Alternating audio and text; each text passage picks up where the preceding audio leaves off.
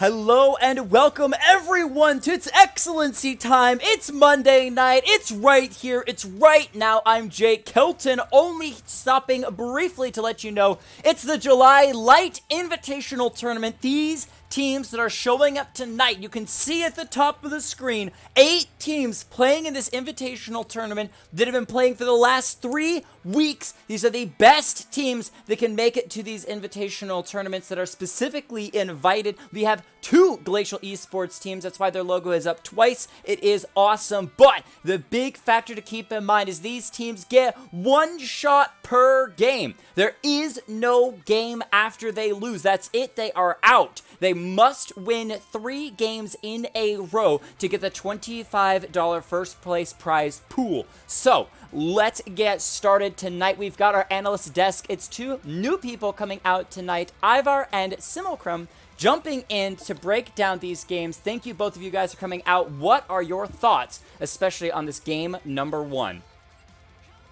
Hello, everybody. My name is Ivar. I'm joined by my co-analyst here, Simulcrum. Hello. Okay, yeah, so for game 1, we have Bar Esports Academy, first seed, taking on Glacial Inferno, 8th seed, I believe, coming into this July Light Invitational. We did some scouting on these rosters, and we see some interesting picks that might be coming out, some possible one-tricks. Thoughts, Malcolm? Yeah, this is definitely going to be an explosive game on paper.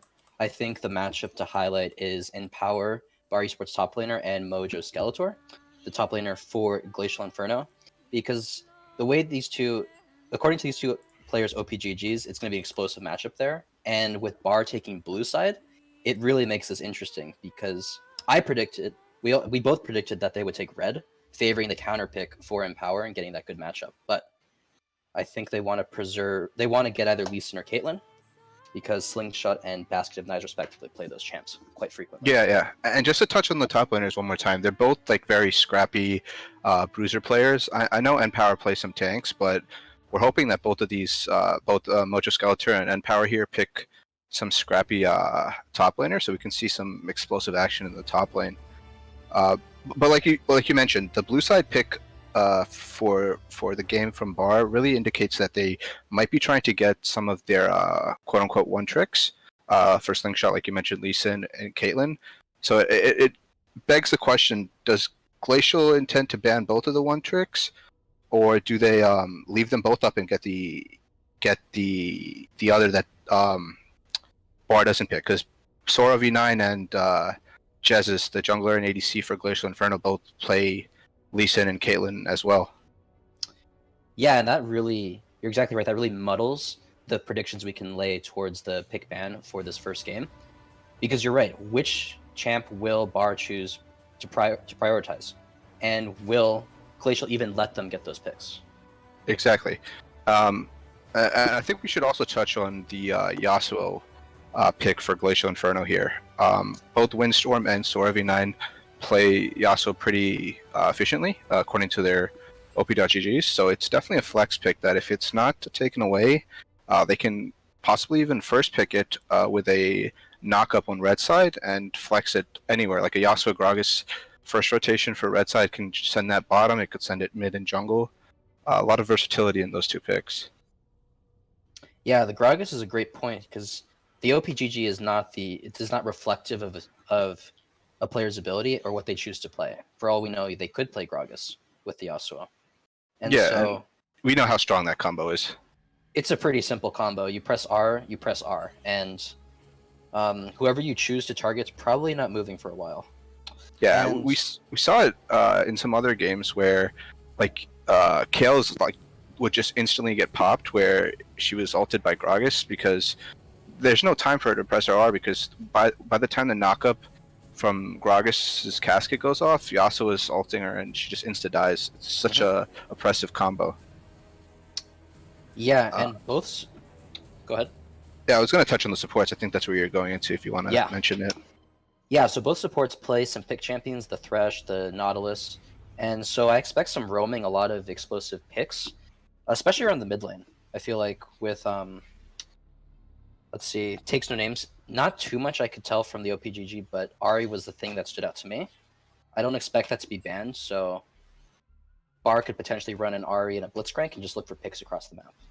Yeah, like I think mid-game centric team comp is what Bar Esports would be favoring, according to like the champions they play. And if they're able to get a team comp that favors their playstyle, they can run away with this game, especially with them coming in as first seed.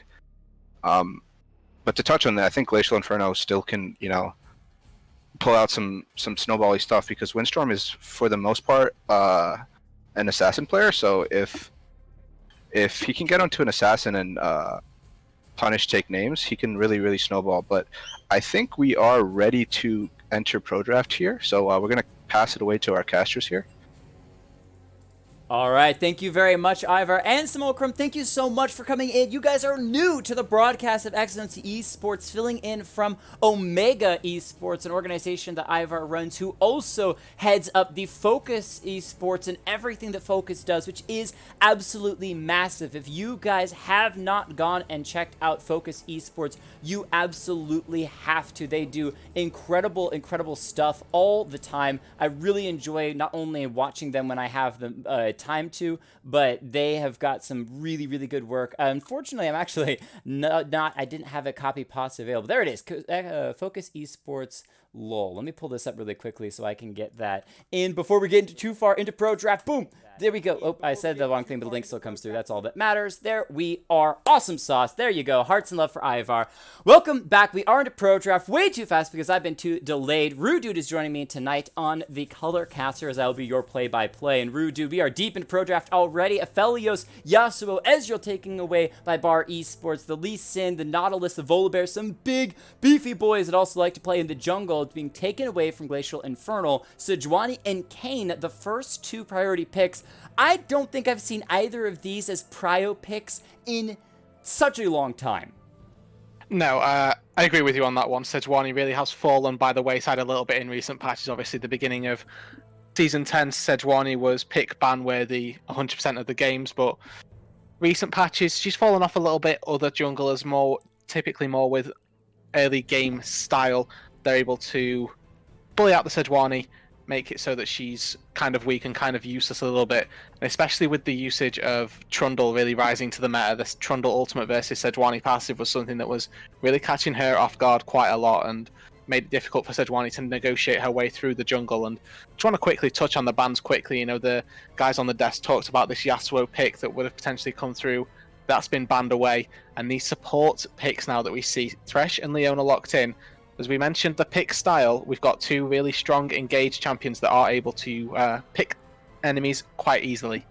Beautifully done. I know I didn't give you a whole lot of time, so I appreciate you catching us up. And yeah, exactly what you're saying. The roaming supports from the bottom lane that are always looking to start fights and engage. Thresh and Leona, absolutely stellar for that. Now, you mentioned that the Trundle is not only still available in this game, but also still considered an incredibly strong jungler. He's got great engage tools as well, can follow up through a Thresh. And guess what? He's got not only one, but two massive targets that he can drop that ultimate on, steal those stats away, become a nearly impossible to kill, and then you give yourself, your Glacial Infernal, the added bonus of having the Callista to not only help you secure those neutral objectives, which just seems as the meta continues, those dragons and those Rift Heralds become ever more present and important, but we also note that with the Kayn in the jungle, this means that it is probably, if they did decide to go with the Trundle, a Trundle top lane, which would definitely be a little bit different than we typically see. Yeah, exactly. Trundle likely to probably not get picked up here. Not too much of Trundle top being seen in really recent seasons at all. Looks like both of these teams are just pinching the mid lane pool, really, because at the moment we've got both bot lanes and presumably both junglers locked in. So just pinching the mid laners of both of these players right now, taking away some comfort picks.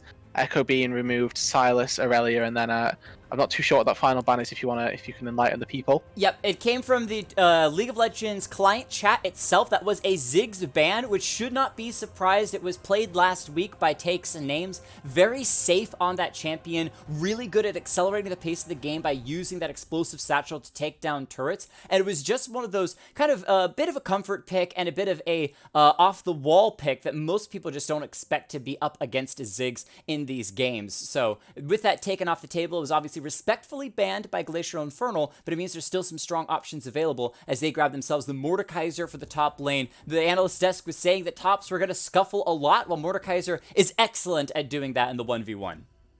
Yeah, it really is. We'll have to see what Bar decides to put up against it. They've got 2 solo laners to pick here, and it looks like the Darius going to come through, so definitely some fighting on this top side. I would be disappointed if we get a farm lane, because both of these champions excel in duels and really want to take some advantages in the early game to snowball themselves throughout. Interesting now, we have to look towards this mid lane with the tops locked in. What is the blind pick going to be from Bar? We've got Syndra and Orianna both still available. Yep. Both 2 really safe blind picks that could come through. Really going to come down to comfort, though. And it looks like we're going to get a Lissandra here for Bar. Yeah, I'm actually not shocked by that. I would have liked to see the Orianna, especially paired with the Sejuani and Leona, could lead to some massive wombo combos. But Lissandra is so good at not only one, being safe because of the innate claw ability to dash over walls, but you also have that ultimate for even stronger lockdown. You're saying, hey, we want to empower this Darius and Caitlyn as much as possible, so we have absolutely hard CC on the Sejuani, the Leona, and the Lissandra, all of them with either just pick and CC you with an ultimate stuns, or very, very easy skill shots. I mean, Sejuani's ultimate is a huge AoE. It's hard to miss that. And so the ability to lock someone down on the opposing team always will give Bar, even if behind in the game, the ability to pick people off. Whereas you look to Glacial Inferno and you say if they get set behind, if they're the ones that are down 3,000 or 4,000 gold by the 14-minute mark, besides a Syndra, Scout of the Week, or a really good Thresh Death Sentence, they don't have many options to start a small skirmish that they hopefully can get back into the game a little bit with. Yeah, exactly, and more to that point, that Glacial Inferno, with this Kalista pick on the bot side, are going to be looking to really excel in the early game, try and play through that bot lane, get themselves into a nice mid-game state where they can really punish this pick of Caitlyn Leona, because Caitlyn as a champion experiences what we like to call the bell curve effect of power, where she ends up peaking really hard early game, really hard late game, but if she isn't able to find the advantage in the early game, falls into a massive power trough in the mid game where she just doesn't do any really comparable damage to any particular AD carry. And if Glacial are able to play through this bot side, get the Caitlyn set behind, she's going to have a really difficult time trying to cut through Kayn and Mordekaiser. You know, aren't the 2 tankiest champions, but if you fall behind on Caitlyn, it's really difficult to play out the game in any way, really. Right, and for Caitlyn, she doesn't necessarily want to be hitting the Mordekaiser or Kayn. She wants to be hitting the squishier backline targets of the Syndra and Kalista, but you have to, as you said, get through that front line. And this thing that I'm worried about is that all Syndra has to do once she has enough damage is press R and eliminate Caitlyn from the fight. You take Caitlyn out, and now you're left with literally 1 damage dealer, the Darius, unless the Lissandra takes names, decides to really prioritize heavily into the AP side of things. And if they do, then it means that they're not going to be sustainable when it comes to those fights. They're not going to be ulting other people. They're going to be trying to ult themselves to survive longer throughout it. So there's a lot of these mind games about what is the target selection for these players. Does Windstorm decide to ult the Sejuani to take out a frontline tank super quickly so they can get to the backline faster? Or does she try to ult the Caitlyn and leave one of these other slow burn carries up for them to pick off afterwards? Yeah, it's really a game of a question of execution here from both sides, really. You know, you talked about how Glacial are going to decide to play the team fights. We've also got Bart. They do have the option to send Darius into a solo lane, send him as a split pusher. You know, likely Lissandra will take TP as well, so we can see her in a side lane as well. Definite potential for 1-3-1, 1-4 from Bart, and definitely from Glacial with the Mordekaiser as well. Pretty handy in side laning, matching the Darius. Something that I want to also quickly touch on while we're running through the in-game client draft right now is the ease that Kayn is going to have trying to find red orbs right now.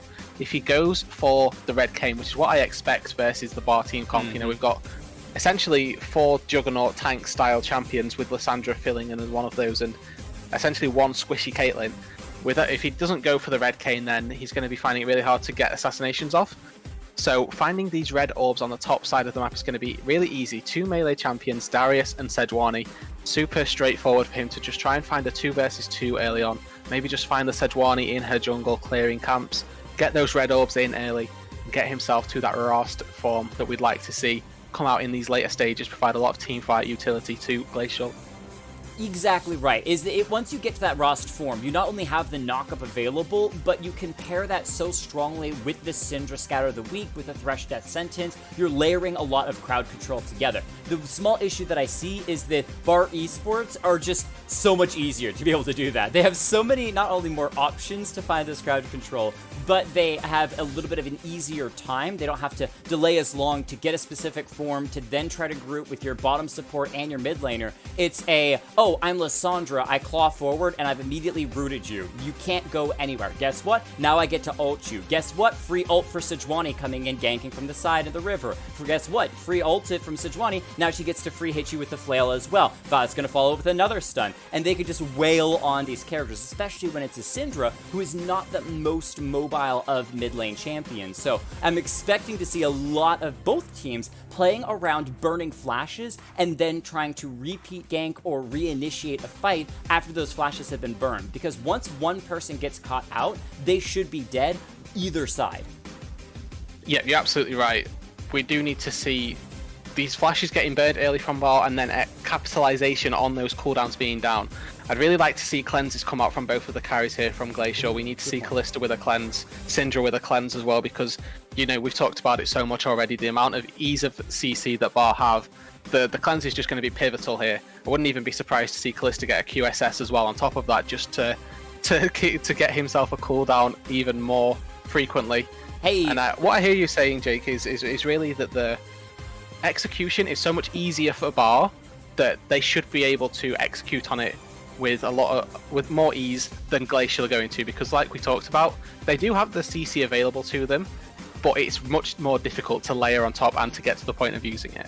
Exactly. Now, before we go too much further, we have yet to introduce these two teams because this is the game number 1 of this Invitational tournament. So let's go ahead and roll through that as we jump down this last minute. Bar Esports have themselves Power 13 with a Darius in the top lane. El Raboso Timo in that jungle takes names with Lissandra in the mid lane. Basket of Knives as their strong and always steadfast ADC playing the Caitlyn, and Veltharin with an engaged Leona in the bottom lane supportive role. If you, Rude Dude 1, would do the honors of running through Glacial Infernal's team.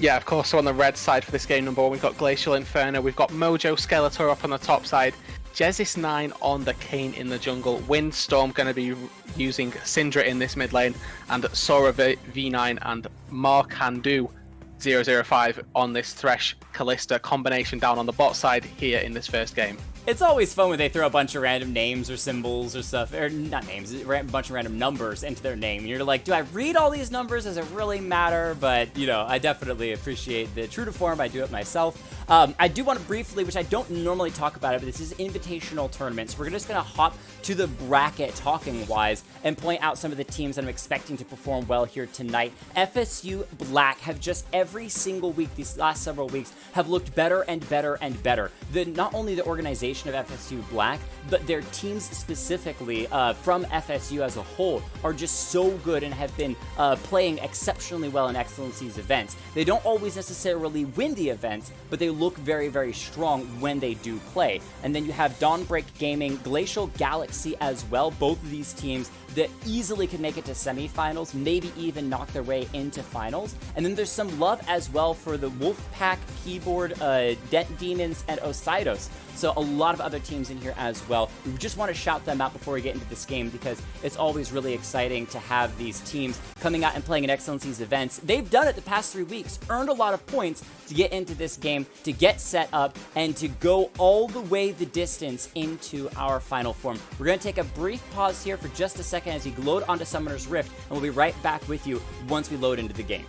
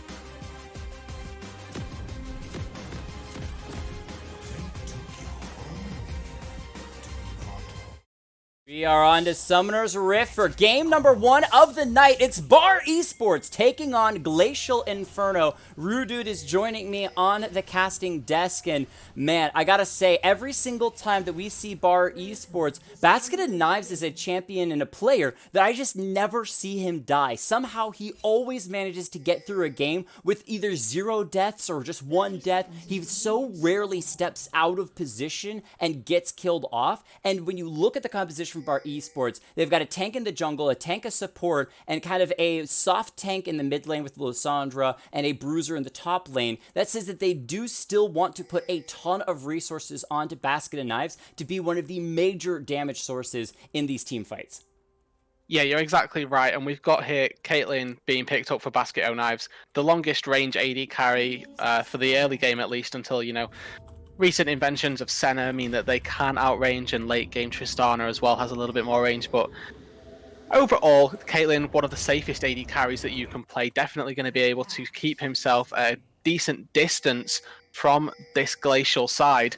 And we'll have to see if your prophecy holds true, that he remains deathless. You know, 1 or 2 deaths may be coming out if the Kane manages to get on top, or a Scatter the Weak does find him. But he's definitely in a great position to keep himself safe, keep himself alive throughout the course of this game. Yep, exactly right. Positioning going to be absolutely critical, especially when it comes to these strong frontliners and the amount of engagement we've already touched on several times between the two teams. We do see Sora V9, that Kalista, taking the cleanse, so that is going to have at least one of those cleanses on the ADC, but Windstorm did not take it, going instead for that barrier. Want to quickly mention as well to the Twitch chat, I know you're here, I know you're hanging out, I know you're watching. Give me those hashtag GI wins or hashtag Bar wins. If you're supporting either of these teams, let us know which team you think is going to take this victory, especially as we've gotten through the draft and are launching into this game 1, and the lanes are starting to push. Yeah, get those support in chat. Let's see who has got the fan representation. And early on, we've got the bot lane, as expected, really, with a Caitlyn lane. Going to be push priority for Caitlyn, for Bar Esports, Basket and Knives. Happy to throw down those pill over Peacemakers, happy to push the wave in, because they know that early on a Kane gank isn't something they need to be too scared of. Obviously, they can't be going around without the ward coverage that they need, and a really intuitive ward from Velthrin here over the wall means that they should spot out if any shadow steps come through from that tri-bush area to see spot out a gank. And look at that, it's paying dividends already. Oh, that's just so beautiful. It's not often that you get to see that kind of heads-up play, being able to not only position, but they're actually going to try to fight for him now because Leona's gone over the wall with the Zenith's Blade. That's first blood to Bar Esports, all off of one singular ward, well placed ahead of time and knowing where it is that Jessis is going to move to. Yeah, and it really, you know, so infrequent that we see a ward get a kill like that. That ward had so much value. Not only did it allow Bar to know that the Kane was coming, but also got them the kill as well. As you see fighting in the mid lane. Bit of scuffling, throwing out those spells. I know that both of these mid laners are going to want to try to back in the near future, send someone else back. I think Velcid, though, is going to be gone again. Excuse me, Jess is gone again. Jump to the red, but top and jungle from Bar already there to respond, picking up a second kill in this very early game. Yeah, and that's just really great communication from across the map from Bar right here. They relay the information to El Rabioso that the Kane didn't have a red buff. Sejuani, with that information, walks his way into the topside jungle, uses the top lane priority from N-Power to pull his top laner down, and in a 2 versus 1 scenario, a Kane with no form stands no chance of getting away from a Sejuani-Darius combination. Well, and now he's set incredibly far behind. Not only has he lost his buffs because he lost blue on the bottom side after dying, then he lost red on the top side. I think it might have already been gone before he even got there and ended up dying for it. But now he's really sitting on just a couple of jungle farms, trying to catch back up and experience top side and power flashing, but he's under the turret. The Q's not going to heal him up enough. What is with that aggressive flash, hoping it was enough to execute Mojo? Yeah, so the flash from N-Power itself, as a concept, wasn't a bad idea because he flashed the obliterate damage from Mojo Skeletor bot fighting on the bot side. Yeah, I don't think we get to talk too much about this bottom side, mostly pushing the Kalista and Thresh backwards. I don't think they have any idea of actually killing them. It's mostly about making sure that these minions don't get under the turret and reset the wave. Yeah, they're going to have a little bit of control just unable to keep a freeze right there. But Sora putting these auto attacks down before last hitting is constantly pushing this wave back towards Bar Esports. And for Kalista Thresh, this really isn't where you want to be. If I'm the Kalista Thresh in this particular instance, I'd just be quite happy. But again, ooh, Thresh trying to flash play something fancy. The cleanse coming through from Sora, but will not save him. He's going to go down now. TP coming in from Mordekaiser, trying to punish Veltharin on the run with 300 health. Basket of Knives dragged back by the Thresh death sentence. Here comes Kayn as well, but Darius is joining the party. Everyone's here. No level 6s, so it's all out brawl in the bottom lane, throwing every skill you can. The Thresh and Caitlyn fall. Mojo dropping a little bit low, but he's under the turret, so should be fine. They've taken down the Kayn as well, but Windstorm wants a part of the action. Lissandra coming down to the bottom lane, but here's Lissandra. There is Lissandra 6. You said it. Prison for themselves the Syndra, and that is a 6th kill going the way of Bar Esports. wow, huge fight on the top side for Bar Esports going their way. Only one member falling in that extended fight. Basket and Knives unfortunately racking up his first death of the game. Mojo Skeletor looking for this Drake though. Yep, he just wants to get right back on in. This is Juani actually very low with level 6. Mojo Skeletor can fight him. Nice bit of obliterate coming through over the wall. Playing very safe, and now this should be Infernal Drake going the way of Glacial Infernal. No shock there. They want the Drake's name, and they get it as well. Basket Knives a little late on the cue.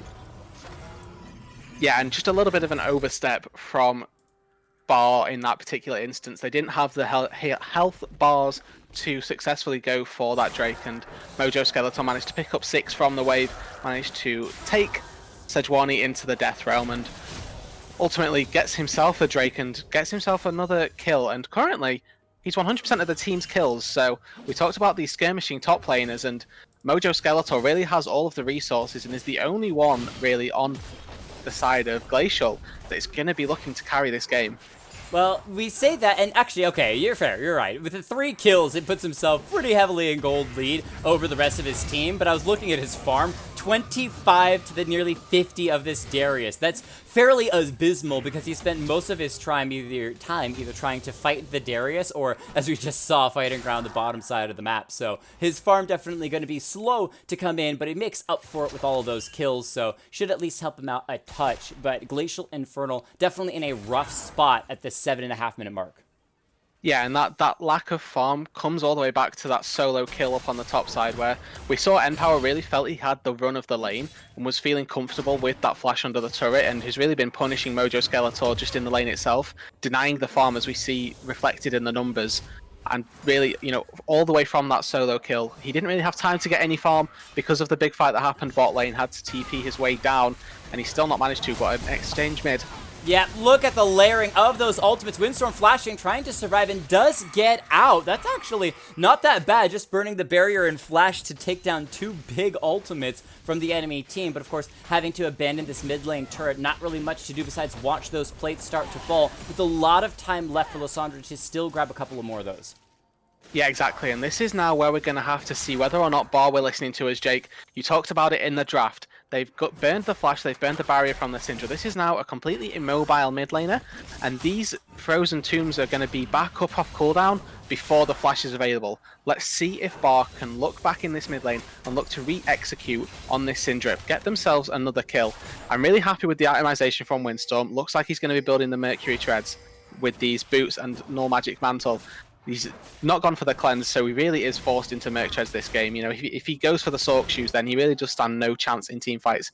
Getting caught by one portion of CC would just spell disaster. And there's not just one portion, there is a triple portion of crowd control coming out from Bar. So as you said, very, very dangerous. Merc Tread's going to help out a little bit, decrease some of those slows and stuns when they eventually come through, because you know it will happen. Topside scuffling again. It may be to the death realm for the 2 of them. Ultimate out from npower, but I don't think he's got it in the tank. Obliterate takes him down for a 2nd time.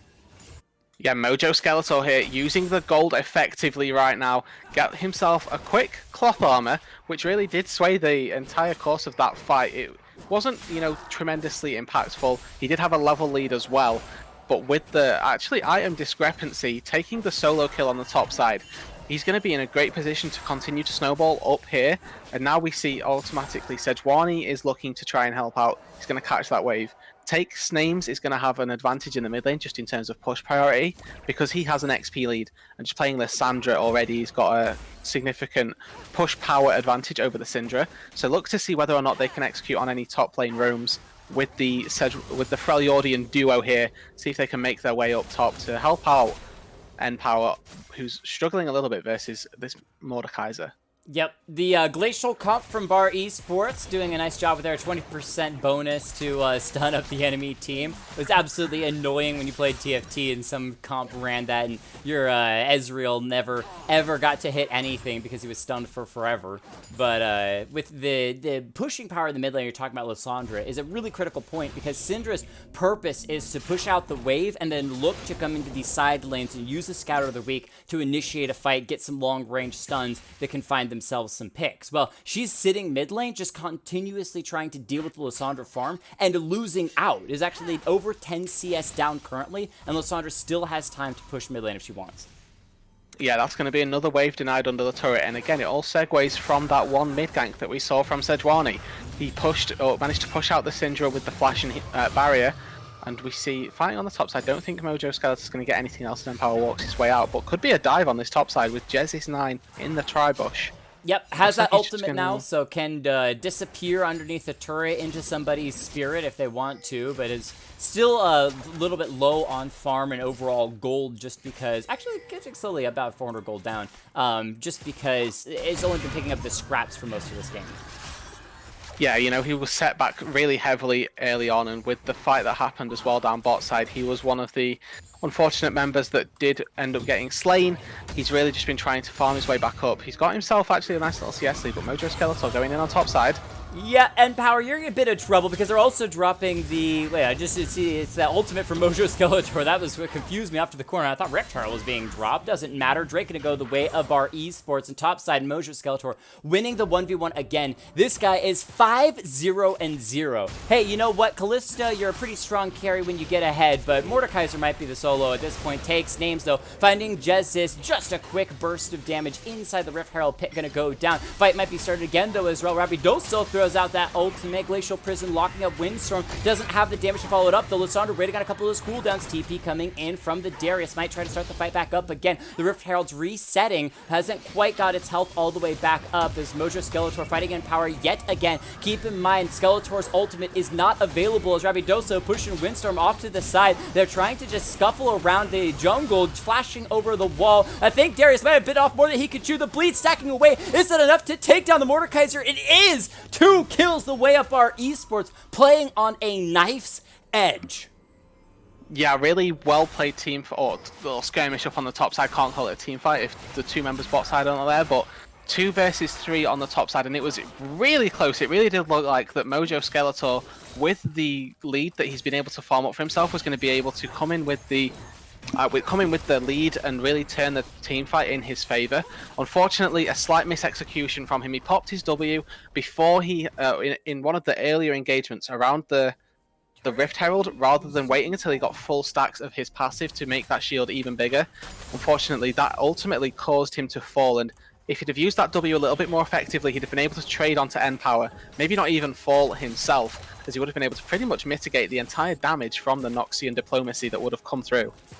Exactly. So it's one of those things that when you are trying to constantly push from Bar Esports onto a Glacial Inferno after they have already used a lot of their ultimates, you can be a little bit safer with that, but you could see even when that Darius flashed over the wall, drops the Noxian Guillotine, it was still super, super close to him dying. It was only Mojo saying, hey, I think I have enough health to survive the bleeding that's going on, and I'm just going to back away instead of trying to trade 1-for-1, that really allowed N-Power to escape and live there, because it was a very close fight that I don't think too many more times will happen, especially in the 1v1 in which this Mordekaiser is already so far ahead.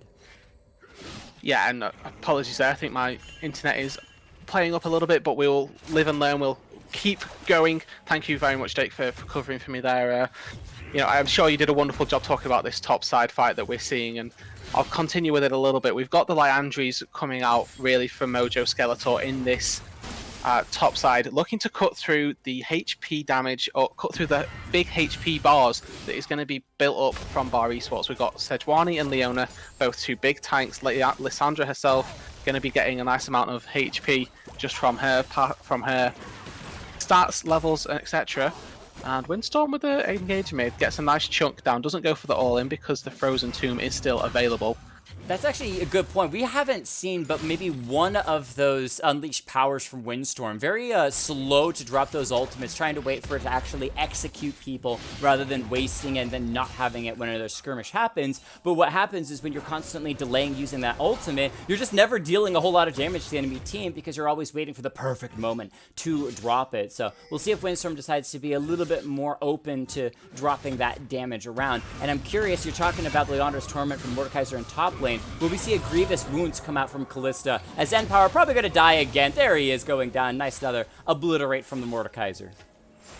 Yeah, you know, this top side matchup really is just going one way right now. Mojo Skeletor, the shining light essentially for Glacial here. He's got 6 out of 6 kills and only 1 actually assist coming through for the rest of his team. So it is really all on Mojo up on this top side. If he wants to win this game, he's going to have to be the one to do it. And Jezis may be caught here. Leona's nearby with Caitlyn, but the engage isn't going to come through. They are just going to walk away.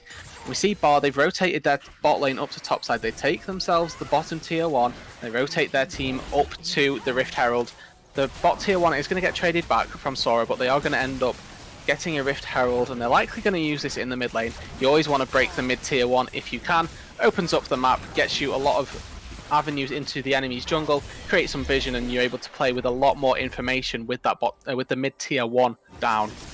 Yeah, and I actually have to give a lot of credit to Glacial Inferno in this game, because in the early game, what was it from Bar Esports? 6-1 at one point, then it went to 6-3, then it went even higher to like 9-4 or something, I don't know, but they definitely had a very, very strong lead in the early game, and it felt like it was Bar Esports' game to win, but Glacial Inferno has done a very good job of slowing this game down. We might see a team fight here, though, as all that initiation onto the Mordekaiser, trying to lock him, and the rest of the team looking to collapse as well. Syndra off to the side, throwing out the damage, takes down Lissandra. Basket and Knives in trouble as Justice is chasing. He flashes. It's Kalista that picks up the kill. Veltharin is next. The tanks went in, but it burned everything on the Mordekaiser, and that means the rest of the team is still alive. Darius is here. He dropped the guillotine, picks up 1, looking for this next subject, but can't quite catch the Syndra who he wanted, and it ends up a 5-for-1 trade, going Glacial Inferno's way all directions. Yeah, and just as you sing their praises, they give you a reason to continue doing so. 5-for-1 in that trade. Jezis, unfortunately, the only member to fall, but that team fight was so profitable for them. They get a lot of gold back onto all of their members. Now we've got some kills on Sora, got a kill on Windstorm. We see the unleashed power down, the full utilization of Syndra damage in execution there. They get themselves the Mountain Drake as well, so they're now 2 Drakes in, taking the lead in these neutral objectives.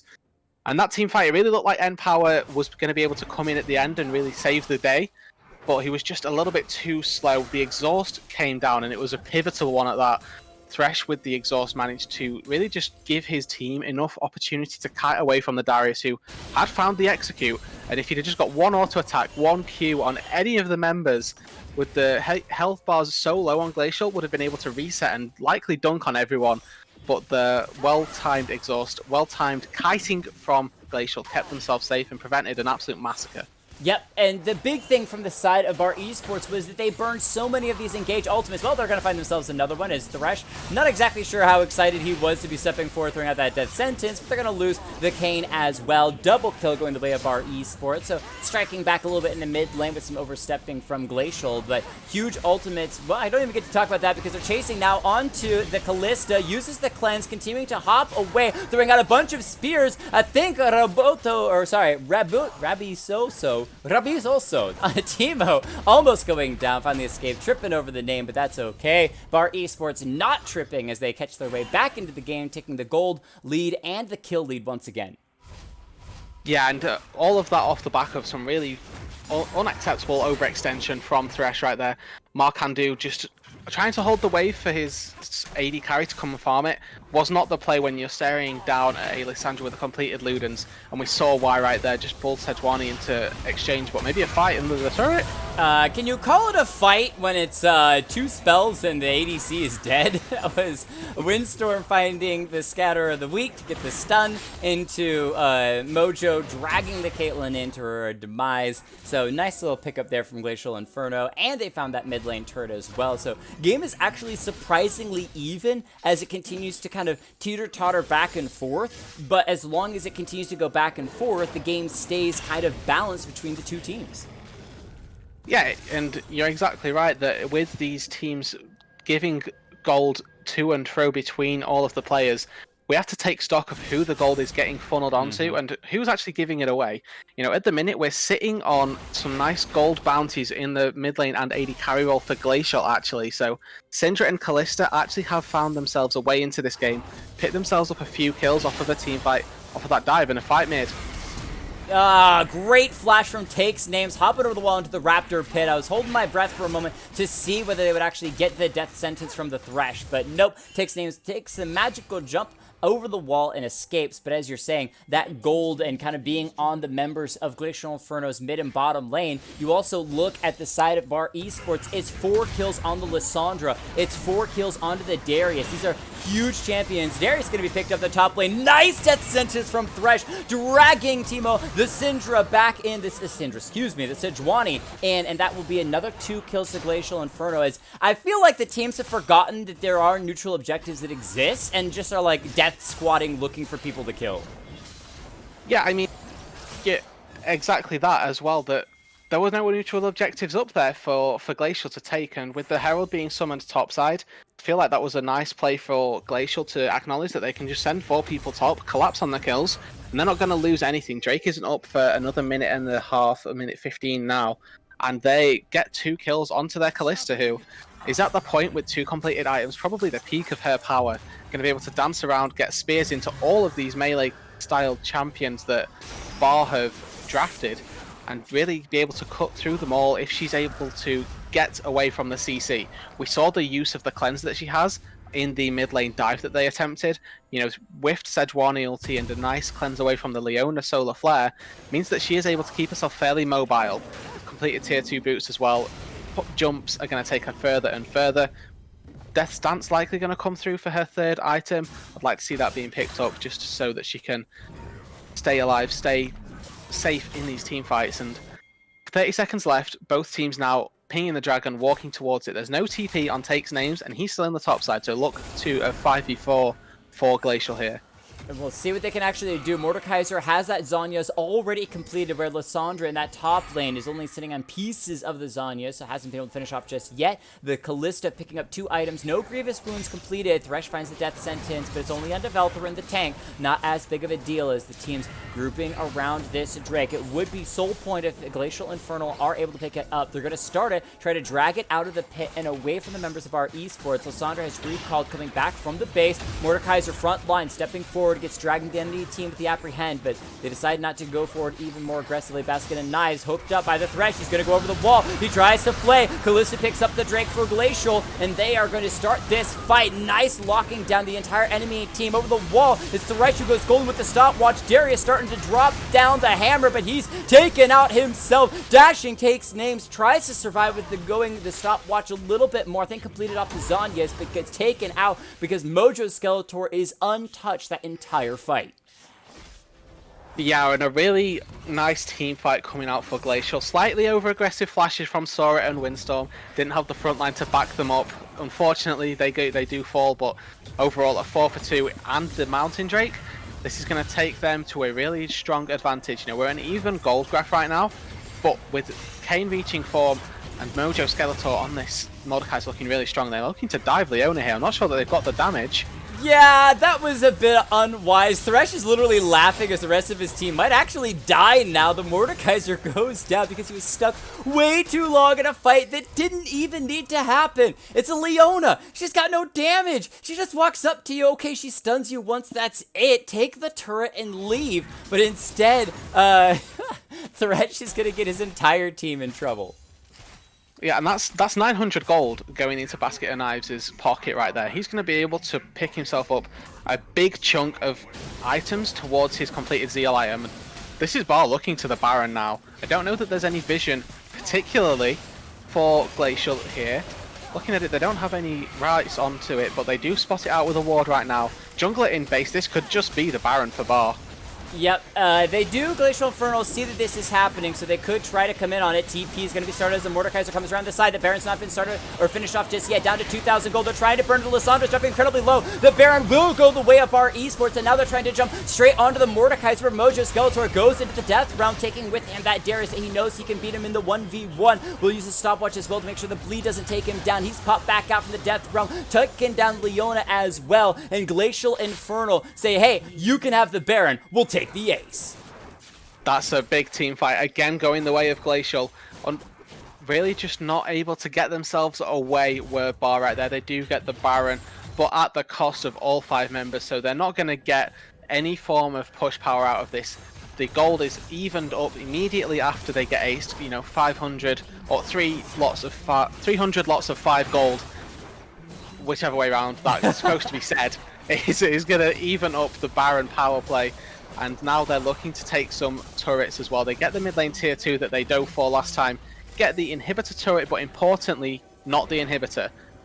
So there is still a tiny bit of breathing room for Bar Esports, but not a lot. They cannot make many more missteps in this game. And sure, it feels like, hey, there's only 2,000 gold down. It can't be that impossible for them to still win this game. They stopped the Baron. It's no longer available for Glacial Infernal to take, but there is one Drake away from Glacial Infernal picking up Dragon Soul. Mojo Skeletor is still massive. He's 14-2. He might try to just straight up win this 1v2. Just kidding. Noxie Guillotine chops that 14-2. And makes it 14-3, but it's still turrets being lost on the bottom side as Glacial wants to control the bottom side jungle. They look to grab this Leona. It is Kayn in that Rasp form. Will find the knockup, so Thresh finds the death sentence. Another skirmish starting. Kayn pops out. Leona goes golden with the stopwatch, surviving for just a moment, but Windstorm is here. Throws out that ult that takes down Lissandra. Gets the shield from Thresh to drag her forward, but Darius is here. He doesn't have the ultimate available, so he's only got his axe. A swinging with the auto attacks. He's been exhausted. He can't catch on to the Kalista. She's got the spears, the rend, the hook from Thresh, pulling the Darius, but he goes down. Sora, what can you do? Only the carries left alive for Glacial Infernal. More spears coming out onto End Power. Why did Sora want to go back in on that? I'm not sure, but goes down. Yeah, and the team fight overall, it's 4 for 3, I believe, overall on the map. Top side surviving for Bar Esports there, and it looks like it could have just been a 3 for 3, but Sora does jump a little too far forward, and for the majority of that team fight, Basket of Knives was free hitting. Really good presence of mind for Windstorm to acknowledge that they needed to focus down this Kalista, and Windstorm actually just takes a 1 versus 1 over the wall with Basket of Knives, uses the barrier to keep himself alive, and I believe managed to take him down essentially solo. Really nice play from Markandu as well. Flayed away the Darius from his AD carry to try and keep him safe, and ultimately did see the Darius cut him down, and maybe a little fight here in the river.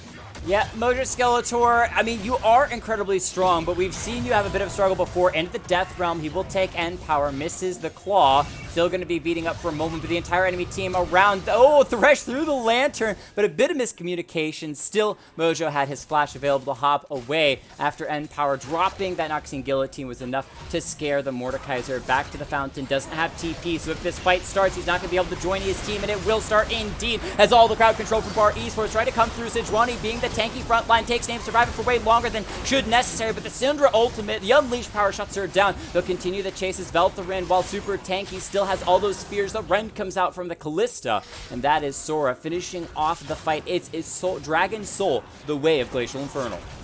Yeah, and once again, MVP for that fight goes to Windstorm. It looks like Bar are going to get a beautiful engage onto Jessis, catch him out before the Drake fight even occurs. But a wonderful scatter the weak from Windstorm. Stuns all 3 members that are trying to focus down the Kayn, and that allows him to get into the Umbral Trespass, get himself some HP back with that Rost form, and survive, get the Drake, get the Soul.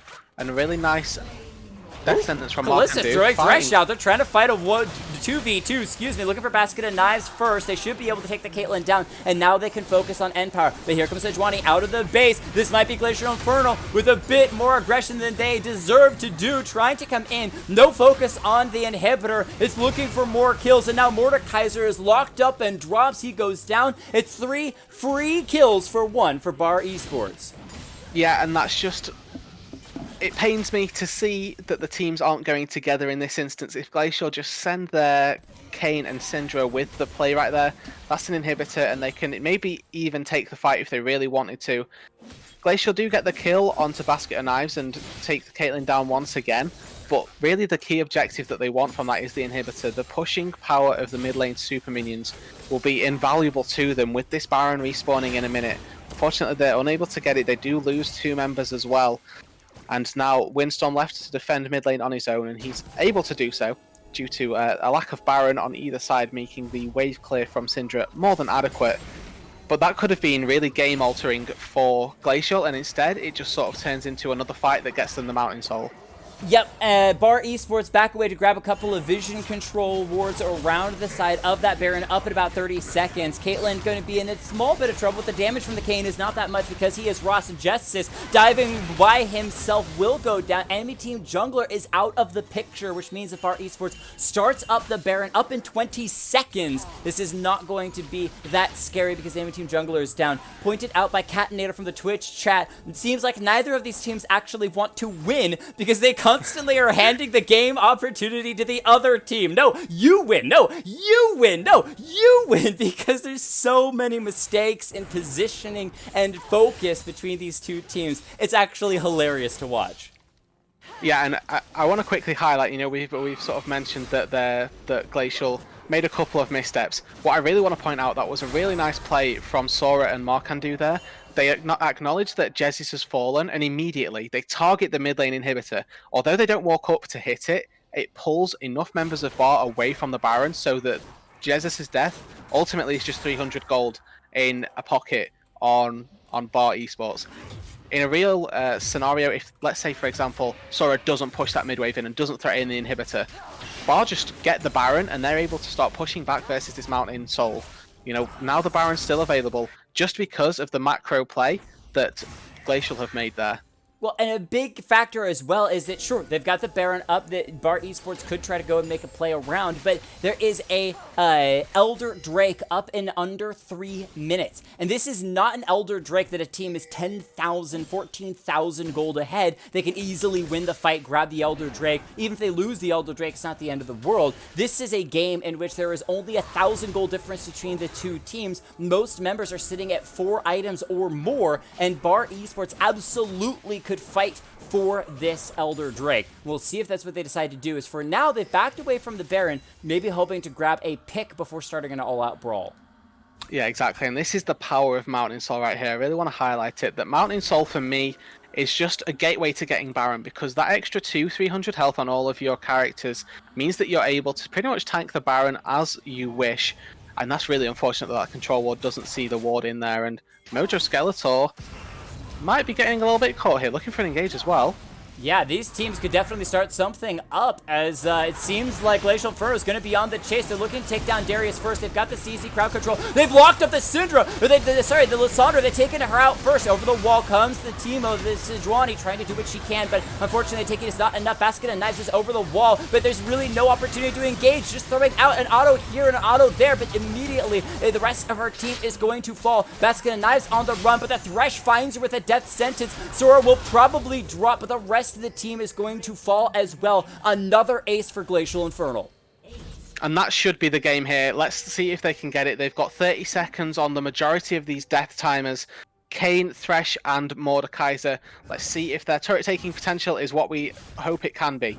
That team fight right there was super pivotal in this game and could decide it. Windstorm himself actually jumped into the front line, put himself in a really rough position, but zoned out Basket of Knives for the majority of it because he was able to take down the health bar of Basket of Knives so low with the unleashed power that he wasn't comfortable fighting at all. Here's the ultimate from Lissandra. This is one thing she's got left in her kit to try to stall this game out. Everyone else is jumping onto the Nexus, but keep in mind, the rest of the team is respawning from Bar Esports. The Nexus is dropping a little bit, but Valtherin is here with a lot of crowd control. Mordekaiser, Mojo Skeletor doing what he can, trying to hit the Nexus a little bit more, but he might actually be going down. Ultimate out from the Sejuani, taking down, slowing down the camp, but he's going to grab that Dark Passage from the Thresh to get pulled out of the fountain, out of the Nexus, out of Death's range. And Bar Esports, with just their Nexus and bottom side turret inhibitor and top turret, are able to survive a little bit longer. Jessis could, in theory, slip over the wall and try to finish the game off when everyone from Bar Esports is out of the base. Yeah, and let's remember, Jake, this isn't a best of 3. This is a best of 1. This isn't double elimination either. This is do or die in this game. Bar fighting for their lives, trying to defend their inhibitor, defend their Nexus right there. They do so with the respawns coming through, and they're trying to keep themselves in this lightweight invitational as best they can. Elder Drake spawned though, and it looks like Sora was going to go for it, but in a 4v5 scenario, wouldn't be advised. He does back off. Yeah, and you're exactly right. They have one shot, one mistake from Bar Esports, the game is over. We thought the game was potentially over after that last fight. It definitely will only take one more for the game to truly be over. But same could be said for Glacial Infernal. If they mess up this Elder Drake right here, they could very easily find themselves the team that is down to just the Nexus. So they're going to start it up. Elder burned down to about 7,000 gold. End power stepping forward. Here comes the TP from the Mordekaiser into the back line. Everyone trying to position. Death Sense is going to catch out Lissandra, but she immediately turns. They're trying to burn down the Mordekaiser. They've CC chained him. The Dark Passage is there from the Thresh to be able to pull him over. Everyone else inside of Glacial Infernal is focusing the Elder Drake, so the damage is not actually there. Ultimate from Sejuani is going to be able to lock up the Thresh, but he's saved by the Callista over the wall. Elder Drake is to the side of Glacial Infernal. The executions can start coming through. They've taken one. They're taking the rest. It's another ace for Glacial Infernal. The third, I believe, for them this game. That is going to seal the deal right there. There's no way that their respawns are able to come through in time. They're just going to run down the Nexus right now. And what a huge fight coming through. It looks like Glacial were going to end up whiffing on that fight. When I saw Mojo Skeletor's TP, I was biting my fingers a little bit right there because it was super deep into the enemies and almost looked like he was going to get blown up immediately. But he buys enough time with this Thorn Mail Spirit Visage build that he's gone for. Had the Zonyas as well. He was able to pick himself up or buy enough time in the backlines for Sora and Jessis to take down the Elder Drake, and you saw the power of the Drake. Once that was slain, it really was a one-sided fight. Yeah, and again, this Mordekaiser, I can't jump right now to the end game stats to be able to actually see the amount of damage that he absorbed throughout this entire game, but that last fight, there were 3 key members of Bar Esports that dumped everything on him, just trying to hold him in place so that he couldn't tear through the back of the team with his flank maneuver with that teleport, and he still survived all of it. He even went into the Death Realm just to make sure that in the 1v1, he could survive even longer. Plus, he had the Zonyas, so it just didn't matter what you threw his way, he was going to survive. And then when Bar Esports realized, hey, we can't actually kill this Mordekaiser, let's try to push him the rest of the way, Enbar's already lost too much of his health, and even with the ultimate from the Sejuani, just lands onto Thresh, the other tanky member of Glacial Infernal, who gets saved by the Callista. So even though there was so much crowd control from Bar Esports, very, very simple to be able to execute the lock people down and kill them. From Glacial Infernal, their composition of Mordekaiser grabbing one person, disappearing into the Death Realm, Jessis disappearing with his ultimate, Sora being able to pull the Thresh and have him disappear. There was so much saving of each other's members that it was actually really, really cool to see how they played around with this composition. And it was definitely beyond me to see that coming into the actual picks and bans, because now that the game has ended, you can kind of get into that mindset of, hey, you can't crowd control people if they don't exist on Summoner's Rift to be able to do so. And they did it really, really well, albeit slyly, because even we didn't catch that when it came to their picks. Yeah, exactly. The power picks came through. They were out drafting even us on the casting desk right here. And let's just talk about the implications of that game itself. That was the #1 seed coming into this invitational, getting slain by the bottom seed here. And you know, we talked about the fact that we feel like many a team can take this and that seeding wasn't tremendously impactful, but a #1 seed falling in the first round isn't something that we should be taking lightly. No, absolutely not. It's really, really cool to see. It's actually pretty exciting as well because it really does set that precedent that these teams across the board are very, very good. And as you said, any team could be able to take victory. So we're going to take a very quick break and be right back after this intermission with the analyst desk to break down this game and set us up for game number 2. Don't go anywhere because we are only just getting started in this light invitational tournament. We'll be right back.